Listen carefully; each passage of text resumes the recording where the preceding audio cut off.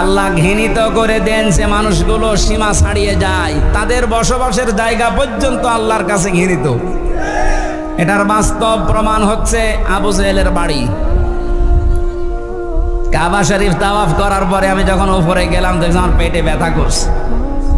পুলিশকে ডাক দিয়ে বললাম, ভাই এতক্ষণ তো ভালোই ছিলাম, এখন পেটে ব্যথা করছে মানে? পুলিশ তার আমার ভাষা বোঝে নাই। আমার বলছে, ইয়া হাজিল হজ্জাত আয়না বিলা দোকান। ও হাসি, দেশ কোথায়? আছি তুমি বাংলাদেশ। বাংলাদেশ থেকে এসেছি।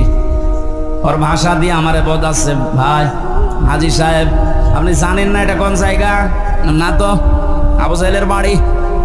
আপনি এখনো পায়খানা না করে দাঁড়িয়েছেন, তাড়াতাড়ি করেন। সত্যি কথা বলছে, পায়খানা করে দেখি পেটের যে ব্যথা ছিল সব ভালো হয়ে গেছে। আল্লাহ আমাকে জানাতে চেয়েছে, হামজা 4.5 লাখ টাকা খরচ করে আসলে ওই সময় 16 সালে